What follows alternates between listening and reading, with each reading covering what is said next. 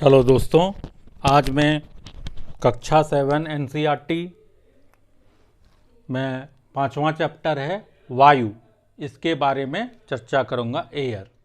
तो सबसे पहले हम लोग क्या करते हैं कि ऑक्सीजन लेते हैं और कार्बन डाइऑक्साइड छोड़ते हैं। ठीक है।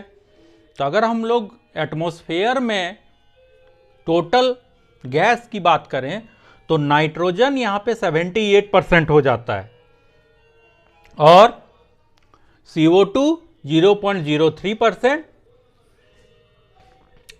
आर्गन 0.93% और अन्य 0.04%। ठीक है। अब इसमें आता है कि हम लोग जब भी वायुमंडल की बात करते हैं, वायु की बात करते हैं, तो यहां पे एक टर्म आता है कि green house. Green house effect क्या होता है कि पृथ्वी पर विकृत ऊष्मा जो आती है सूर्य का, वो लौटती नहीं है, पृथ्वी में ही रह जाती है। और ऐसा करने से इसको कौन रोकता है? तो CO2 इसको रोक लेता है, मतलब जाने नहीं देता है। अब है कि पौधे में जो नाइट्रोजन है वो कैसे लेता है? तो पौधे के जड़ में एक सॉयल बैक्टीरिया होता है, मिट्टी में बैक्टीरिया होता है जो नाइट्रोजन वायुमंडल से अडेप्ट करता है। अब है कि अब ग्लोबल एक टॉपिक है कि ग्लोबल वार्मिंग क्या है। तो CO2 इससे निकलता है, CO2 जहां ज्यादा होगा तो ग्लोबल वार्मिंग होता है। कैसे? फैक्ट्रीज हो गया, कार हो गया, धुआं हो गया, हाउस का डेली हाउस में जो धुआं निकलता जहरीला वो हो गया। तो क्या करता है? अर्थ का टेम्परेचर बढ़ा देता है। जैसे आप लोग कुछ खराब खा लेते हैं तो उसके बाद आपका होता है कि नहीं पेट खराब, इस तरह। उसी तरह यहां पर CO2 जब ज्यादा हो जाता है तो अर्थ का टेम्परेचर बढ़ाता है, जिसको ग्लोबल वार्मिंग कहा जाता है। हरे पौधे जो होता है वो CO2 का यूज करते हैं, उसके लिए तो बेनिफिशियल होता है ना। कोई भी चीज किसी के लिए अच्छा होता है, किसी के लिए खराब होता है। हैं? अब आपके लिए वो खराब है कोई, तो आप बोलिएगा उससे मत बात करो, खराब है, तो नहीं होगा ना। तो वही हाल है, कोई अच्छा होता है, किसी के लिए कोई बुरा होता है।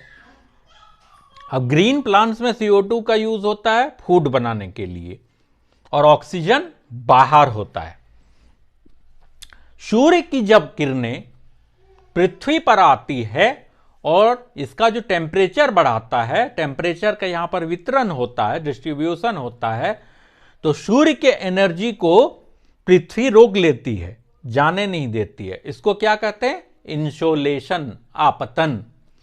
अगर हम लोग भूमध्य रेखा से ध्रुवों की ओर जाएंगे तो इंसोलेशन घटता है। भूमध्य रेखा से हम लोग ध्रुवों की ओर जाते हैं तो इंसोलेशन घटता है।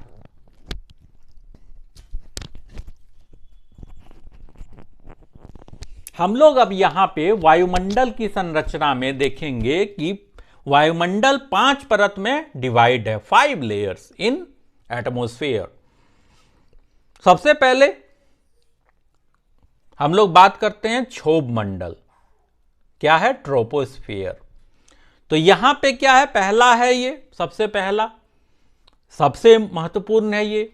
13 किलोमीटर 13 किलोमीटर तक इसका रेंज होता है।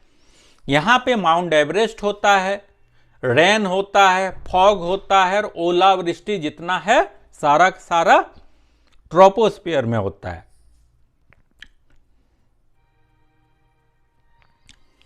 इसके बाद है स्ट्रेटोस्फियर, समताप मंडल। इसका जो रेंज होता है -2.5 से 56 डिग्री -56.5 तक होता है।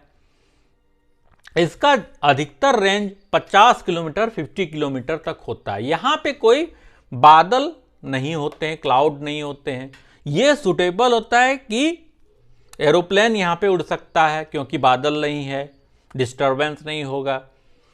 सबसे महत्वपूर्ण यहां पर और एक है कि यहां पे स्ट्रेटोस्फेयर में ओजोन गैस का लेयर होता है, जो हम लोगों को क्या करती है? तो यूवी रेस आने से हम लोगों की त्वचा को डेंजरस यूवी रे से बचाती है। तो देखते हैं लड़की सब क्या करती है? सनस्क्रीन लेती है, SP30 SP50 चाहिए भैया, उसको मार मुंह में लगा लगा के इससे बचती है।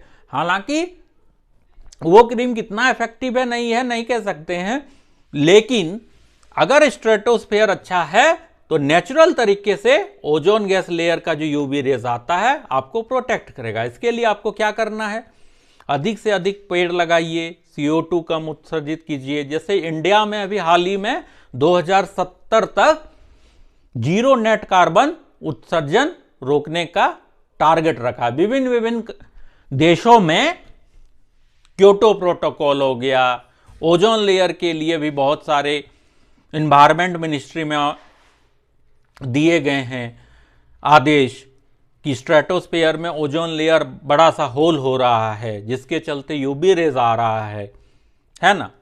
अब है अगला मेसोस्फेयर, मतलब मध्य मंडल। इसका है 2.5 से -80.5 डिग्री सेंटीग्रेड टेम्परेचर यहां पे है। इसका रेंज है 80 किलोमीटर है। और यहां पे क्या होता है कि उल्का पिंड यहां से गुजरती है और घर्षित होके उसमें लाइटिंग हो जाता है। आप लोग उल्का पिंड देखे कि नहीं, कि कैसे उसका लाइटिंग पीछे की ओर हो जाता है और अर्थ पे आके गिरती है, आते आते वहां पे बंद हो जाती है। अब है थर्मोस्फेयर, बाह्य वायुमंडल। यहां पे आयन मंडल भी होता है, एक आयनोस्फेयर भी होता है। ये हाई टेम्परेचर जोन होता है, -86 से 1200 डिग्री सेंटीग्रेड। ये 80 से 400 किलोमीटर तक होता है। रेडियो संचार यहां पे बहुत अच्छा होता है। पृथ्वी से प्रसारित जो रेडियो तरंग होती है ये पुनः पृथ्वी पर परावर्तित कर देती है। कौन? थर्मोस्फेयर। अगला है बहिर्मंडल, 1200 डिग्री सेंटीग्रेड से ऊपर, एक्सोस्फेयर। एक्सोस्फेयर क्या है? बहुत ही पतला लेयर है। यहां पे हीलियम हाइड्रोजन गैस होता है जो कि बहुत ही जहरीला गैस में आता है। तो यहां पे आपने 5 लेयर्स देख लिया। ये 5वां चैप्टर है 7 NCERT का। इसमें अगला हम लोग अगली क्लास में देखेंगे। Thank you.